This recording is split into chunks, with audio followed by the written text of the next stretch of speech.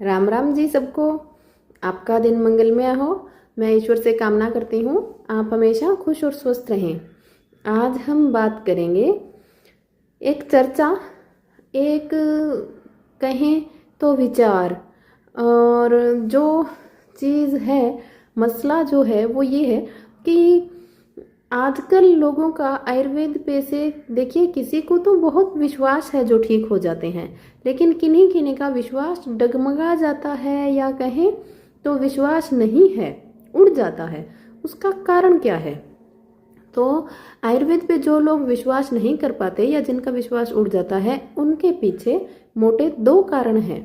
पहला कारण, किसी निजी को गंभीर बीमारी होने पर हम आयुर्वेद पर, कोई क्लिनिक है, कोई डॉक्टर है अच्छे, उनके पास उपचार के लिए लेके जाते हैं, लेकिन फिर भी स्थिति हमारे हाथ में नहीं आती, और यदि किसी निजी को हम खो दें तो आयुर्वेद से विश्वास उठ जाता है कि उन पे बहुत उपचार किए थे और हमें ये नहीं ठीक लगता और हम इसको नहीं आजमाएंगे, और इसी कारण वो आगे खुद या अपने बच्चे या जो भी उनके क्लोज हैं उनके लिए आयुर्वेद को प्रेफर नहीं करते और ना ही विश्वास होता।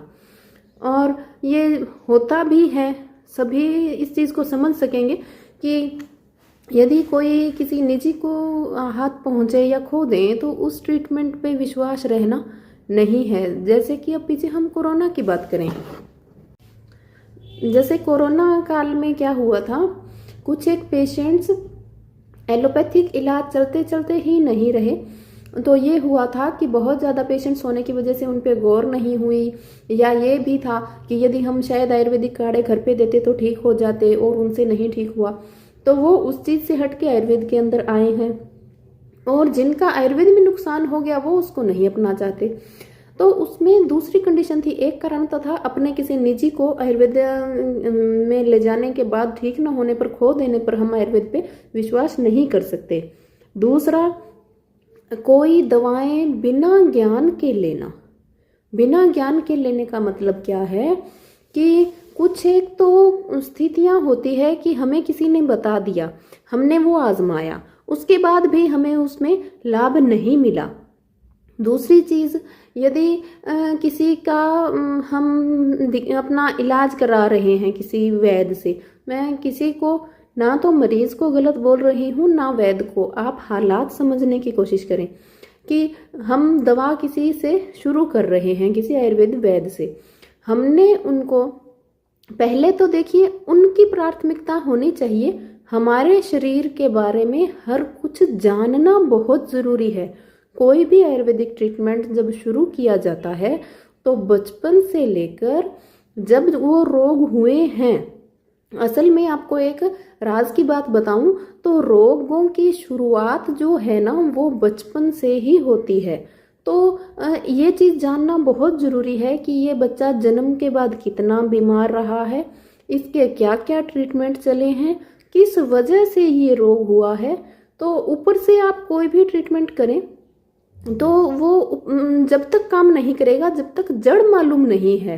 और जो आजकल मैं बोलूँ जो भी वैद्य हैं, ये उनका होना चाहिए प्राथमिकता कि उन्हें सभी चीज़ जाननी चाहिए। कुछ एक जगहों पे देखा गया है, अब जैसे कोई गया है पेशेंट, पहली बात तो कुछ एक लोग ही हैं जो सबसे पहले आयुर्वेद में आएंगे, क्योंकि पीछे जो टाइम निकला है हमारा, जब अंग्रेज राज करके गए थे तो जो एलोपैथिक छोड़ के गए थे, अब 10-15 साल में आयुर्वेद का प्रचलन हुआ है, कहूँ तो 2-3 साल में ज़्यादा, कोरोना के बाद कुछ ज़्यादा विश्वास हुआ है। उससे पहले एलोपैथ में थे। जब एलोपैथ हाथ खड़े कर देता या तो ये बोल दे कि ये दवा सारी उम्र खानी पड़ेगी, तो यदि किसी के मन में इच्छा हो कि नहीं मुझे दवाएं छोड़नी है और कैसे छोड़ूं, तो वो इधर उधर जरिए देखेगा, या जो बोले मैं छुड़वा दूंगा तो उसको वो दिखाते हैं। या दूसरी कंडीशन रहती थी कि जब एलोपैथ बोल दे कि आपके पास तो बस इतना टाइम है, उस कंडीशन में इधर उधर भागते हैं। या तो किसी मंदिर में बोले कोई भी, वहाँ से आराम आता है तो या वहाँ जाएंगे या आयुर्वेद वाले में जाएंगे। तो कंडीशन यही रहती है। और कुछ एक बार क्या होता है, जैसे रोग तो छोटे होते हैं, जैसे कब्ज रहना, पेट में गैस रहना, अब इसमें एलोपैथ में इलाज नहीं है। या तो हरदम आप कोई दवाएं लें, या एनिमा वगैरह करवाएं तो वो भी नुकसानदायी है कंटिन्यू करवाने, ये चीज़ होती है। तो वो सोचते हैं कि कोई आयुर्वेदिक वाले से कोई दवाई लें तो ठीक हो जाए। तो कुछ एक वैद्य क्या करते हैं, सीधे ही कुछ दवाएं लिख के दे देते हैं कि आप ये ले लो बिना जाने। ये गलत है। आपको हर एक चीज़ पेशेंट के बारे में पता होनी चाहिए। चाहे आप दिन में 5 पेशेंट हैंडल कर पाएँ, 10 कर पाएँ, जरूरी नहीं है। इस चक्कर में ना करें कि हमें रोज के 100 मरीज देखने ही देखने हैं, 200 रुपये पर की फीस आ रही है, इतना कहाँ काम आएगा पैसा, कहीं भी नहीं आएगा। वो इंदिरा गांधी जी ही थी जिन्हें चंदन में जलाया गया, बाकी तो अपने को नहीं है वो, तो पैसा कहीं भी काम नहीं आएगा। क्या करोगे कमा के? चाहे एक का भी इलाज करो, मेरा तो यही सलाह है कि ऐसा करो कि उसकी दुआ आपके काम आए, आप कभी बीमार ना हो। तो ये चीज़ है, चाहे 5 को ही देख पाओ, लेकिन ऐसे क्या पर्चियों पे दवाएं लिख लिख के किसी को दे दी। किसी की जिंदगी का सवाल है, खुद वो जो दवा लेगा। अब देखिए, किसी को गठिए की दवा दे रहे हैं हम, पहले ये जानना बहुत ज़रूरी है कि उसके शरीर में पहले गर्मी कितनी है, उसने पहले कौन कौन से ट्रीटमेंट ले रखे हैं, उसका पित्त कितना बढ़ा हुआ है, उसको पहले तेजाब है या नहीं है। उस चीज़ के बाद उसका ट्रीटमेंट स्टार्ट कीजिए। गठिए की सैकड़ों दवाएं हैं, लेकिन मरीज की कंडीशन के अकॉर्डिंग काम करेगी, क्योंकि गठिया भी सैकड़ों प्रकार का है, 102-3 प्रकार का गठिया है। तो ये चीज़ है, उदाहरण के लिए आपको बता रही हूँ। तो सभी चीज़ों को पता करके यदि दवा दी जाए तो कभी खराब नहीं करेगी। दूसरी चीज़, किसी की कहीं सुनी चीज़ें, अब कहीं से सुन लिया कि खांसी है और अदरक शहद से ठीक हो जाएगा, तुलसी का रस डाल के दे दीजिए, माना काम भी करता है। 80% खांसी लगभग शहद, अदरक और तुलसी के रस से ठीक हो जाती है। कुछ एक खांसी ठीक नहीं होती। कौन सी ठीक नहीं होती? जिन बच्चों के फेफड़े कमजोर हैं, एलोपैथ की दवाइयाँ बहुत ज़्यादा चली हैं, एलर्जेटिक खांसी है, तो ये नहीं ठीक होगी। इसमें ट्रीटमेंट चेंज करना होगा, गोमूत्र देना होगा तो उससे आराम मिलेगा। कुछ एक है, हल्दी में शहद मिला के आपको देना होगा जिससे खांसी में आराम आएगा। तो कंडीशन तो देखिए। और घर वाले भी अदरक शहद जो देना है, टाइम पीरियड होता है, 3 दिन है, 5 दिन है, 7 दिन है, महीने हैं, उसको कितने दिन दे पाओगे? तो ये सब चीज़ें हैं जो आगे जाके नुकसान करती है। तीसरी चीज़, हम कुछ एक बार कारण क्या होता है कि रोगी जो है, जो उसकी स्थिति कंडीशन है, अब आयुर्वेद के अंदर यदि हम दिखा भी रहे हैं तो बॉडी में अंग तो बरकरार चाहिए, कम से कम 15 से 20% लीवर काम करता हो तो ही दवाएं पच पाएंगी, शरीर में लग पाएंगी, असर हो पाएगा। बाकी तो चमत्कार के आगे नमस्कार है। 98 तक % शरीर खत्म हुए भी ठीक हो जाते हैं। अकेला अनुलोम विलोम करने से ही धीरे धीरे बॉडी में अंग काम करने लगते हैं, आराम आ जाता है, लेकिन रेयर कंडीशन में। बाकी यदि 15% से कम लीवर काम कर रहा है, क्योंकि पहले आप एलोपैथ में घूम घूम के 2-2.5 साल तक शरीर को ख़त्म कर लिया, उसके बाद आयुर्वेद के अंदर जाएं और फिर कहीं क्या होता है, पैसे के लालच में पूरी कंडीशन आगे नहीं बताई जाती। जो मैं तो यही बोलूँगी, इलाज शुरू करने से पहले हमें रोगी की पूरी कंडीशन जो है वो आगे घर वालों को बतानी चाहिए कि इतनी चीज़ है, इसमें आप ये इलाज लो। हम नहीं बोल रहे ठीक होंगे या नहीं होंगे, आपके ऊपर है। पैसे के लालच में क्या करते हैं, हाँ जी आ जाइए, हम ठीक कर देंगे, बिल्कुल कर देंगे। तो आगे वाले का विश्वास होता है कि हाँ, यहाँ से जो भी उनके निजी हैं, बुजुर्ग हैं, दादा है, कोई भी हैं, तो उनकी ये होती है कि ये हमारे यहाँ से ठीक होके आएंगे। और उसके बाद बोला जाता है कि नहीं, हमने तो जब भर्ती किया था तो उनका तो 15% से लीवर ही कम था, उपचार हो ही नहीं सकता था, ये तो हमने देखा था, आपको तो एलोपैथ में तो जवाब ही था, इन्होंने तो जाना ही था। तो उनका विश्वास टूट जाता है। तो ये ना करें, आगे वाले को कंडीशन कंप्लीट बताएं कि ये इतना है, हाँ हम ट्रीटमेंट दे के देखते हैं। तो आयुर्वेद में यदि जाना है तो अंगों का भी कुछ 1% काम करना बहुत ज़रूरी है। इस करके विश्वास उड़ जाता है। एक मैं जो चीज़ बोल रही थी कि हम कहीं सुनी बातें जो उपयोग कर लेते हैं वो शरीर में कहीं ना कहीं बहुत खराब कर जाती हैं, बहुत ही छोटी सी चीज़ें। अब हम सोचते हैं कि ये क्या खराब करेगी, तो होता क्या है, अब जैसे हाई ब्लड प्रेशर के मरीज़ हैं, अब गर्म पानी में शहद नींबू बताया जाता है कि वजन घटाने के लिए ठीक है। इतनी ज़्यादा सर्दी में पिएंगे 80% तो किसी को खराब नहीं करता, 20% फिर वही रहेगा यदि हाई ब्लड प्रेशर का मरीज है, कोलेस्ट्रॉल ज़्यादा है, शरीर में पहले से बहुत पित्त बढ़ा हुआ है और उसको आप ये पिला दोगे तो आपको एडमिट कराना पड़ेगा और हो सकता है बहुत बड़ा नुकसान हो जाए। यदि पीपी कंट्रोल में नहीं आए, सर की नस फट सकती है, हार्ट ब्लॉक हो सकता है, अटैक तक हो सकता है। तो ऐसी चीज़ें घर में अपने आप ना अपनाएं, अपनी कंडीशन के अकॉर्डिंग चीज़ें यूज़ करें। आपको पता है कि आप हाई ब्लड प्रेशर के मरीज हैं तो गर्म चीज़ों का इस्तेमाल कम करें, देख के करें, गुनगुना रहने पर करें।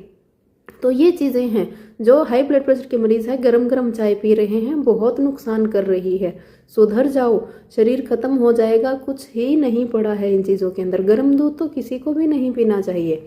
तो ये चीज़ थी। दूसरा, अब कोई पेशेंट किसी दवा से ठीक होता है। एक था केस कि कमर का दर्द था और पीपल के पत्तों का पानी उबाल के पिया, कमर की नसें ब्लॉक थी, जयपुर वगैरह दिखाया, बहुत दर्द था, नहीं आराम आया, लेकिन इस छोटे से नुस्खे से आराम आ गया। तो उन्होंने क्या करा, बताना शुरू कर दिया, अभी किसी के भी कमर में नसों में ब्लॉकेज की वजह से दर्द है तो मेरे इस चीज़ से आराम आया, पीपल के पत्ते पानी में उबाल के पिए, मैं ठीक हुआ, आप भी पी लो। यदि वो कोई पी रहा है, पिया था, ये केस हुआ था एक, तो वो हाई ब्लड प्रेशर के पेशेंट थे, उन्होंने उबाल के पी लिया तो कंडीशन हाथ में ही नहीं आई, आउट ऑफ कंट्रोल हो गई, उन्हें एडमिट करना पड़ा। और वो तो भगवान का साथ था कि बड़ा नुकसान नहीं हुआ, नहीं बहुत बड़ा नुकसान हो सकता था। तो ये सब चीज़ें, ये सब कारण हैं। तो मैं तो यही कहना चाहूँगी, पहली चीज़ हमें खुद से करनी है।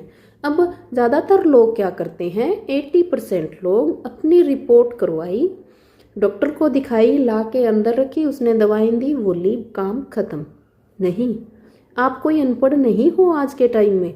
आज के टाइम में आप इतना तो जानते हो रिपोर्ट में क्या है, उसको पढ़ने की कोशिश करो।